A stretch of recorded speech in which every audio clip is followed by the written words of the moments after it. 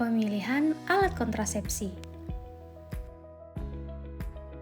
Yuk kenali lebih dalam apa saja alat kontrasepsi. Jangan sampai salah pilih ya. Jadi, terdapat 7 alat kontrasepsi yang dapat digunakan sesuai dengan kebutuhan. Yuk kita bahas satu persatu. Alat yang pertama yaitu IUD atau yang biasa dikenal dengan spiral. Nah, cara kerja IUD ini adalah untuk mencegah pembuahan sel telur oleh sperma dan mencegah tertanamnya hasil pembuahan pada selaput lendir rahim. Nah, kelebihan menggunakan IUD ini adalah yang pertama, praktis dan sangat efektif. Yang kedua, tidak mempengaruhi ASI sehingga dapat dipasang segera setelah melahirkan. Dan yang ketiga, kesuburan dapat segera kembali jika IUD dibuka atau ditanggalkan. Sedangkan kekurangan dari penggunaan alat IUD ini adalah yang pertama, masa haid dapat lebih panjang dan banyak.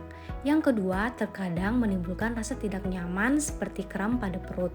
Dan yang ketiga, dapat keluar sendiri jika ukuran IUD tidak sesuai dengan rahim.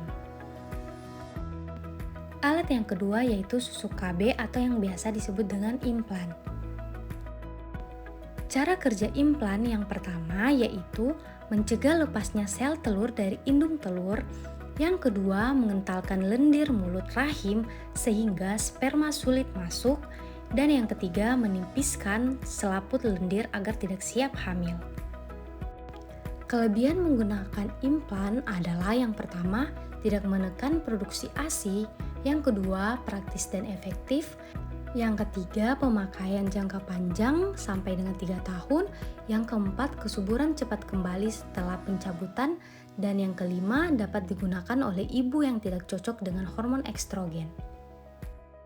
Sedangkan kekurangan dari penggunaan implan ini adalah yang pertama, harus dipasang dan dicabut oleh petugas kesehatan yang terlatih. Yang kedua, dapat mengubah pola haid.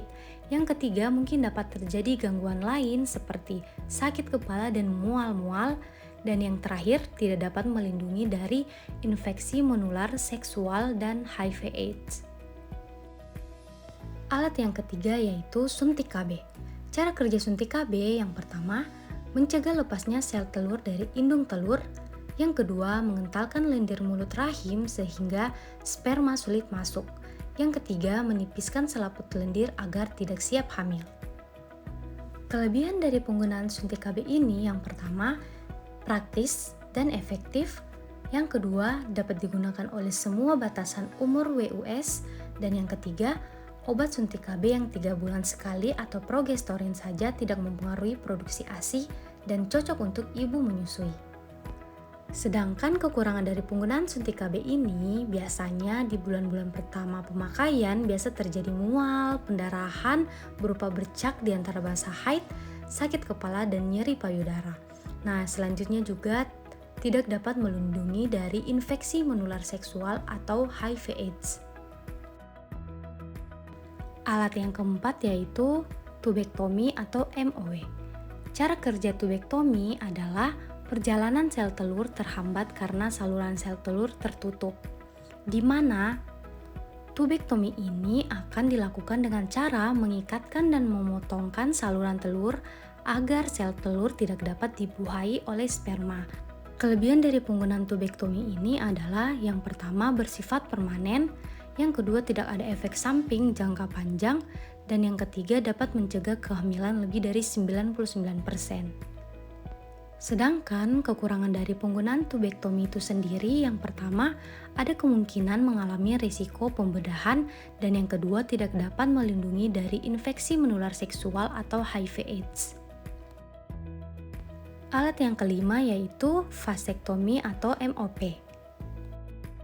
Cara kerja vasektomi ini adalah untuk menutup saluran benih agar tidak dapat menyalurkan spermatozoa. Kelebihan dari penggunaan vasektomi ini adalah yang pertama bersifat permanen dan efektif, yang kedua tidak ada efek samping jangka panjang dan tidak mengganggu hubungan gairah seksual, dan yang ketiga dapat mencegah kehamilan lebih dari 99%. Sedangkan kekurangan dari penggunaan vasektomi ini adalah yang pertama harus ada tindakan pembedahan minor, yang kedua tidak dapat dilakukan pada orang yang masih ingin punya anak, dan yang ketiga tidak dapat melindungi dari infeksi menular seksual dan HIV/AIDS. Alat yang keenam yaitu kondom. Cara kerja penggunaan kondom adalah untuk mencegah pertemuan sperma dengan sel telur pada waktu bersenggama. Kelebihan dari penggunaan kondom ini yang pertama, murah, mudah didapat, tidak perlu resep dokter. Yang kedua, mudah digunakan setiap hari. Yang ketiga, dapat mencegah penularan penyakit kelamin dan infeksi menular seksual. Sedangkan kekurangan dari penggunaan kondom itu sendiri adalah kemungkinan alergi terhadap karet. Alat yang terakhir yaitu pil KB, di mana cara kerja pil KB ini adalah untuk mencegah lepasnya sel telur dari indung telur dan juga menipiskan selaput lendir agar tidak siap hamil. Kelebihan dari penggunaan pil KB ini yang pertama, penggunaannya mudah dan murah, dapat mengurangi rasa sakit ketika haid. Yang kedua, dapat mencegah kehamilan di luar rahim, kanker rahim dan payudara. Dan yang ketiga, kesuburan dapat cepat kembali usai berhentinya menggunakan pil KB. Sedangkan kekurangan dari penggunaan pil KB ini adalah yang pertama, pemakaiannya harus disiplin setiap hari. Yang kedua, dapat meningkatkan infeksi jamur di sekitar kemaluan.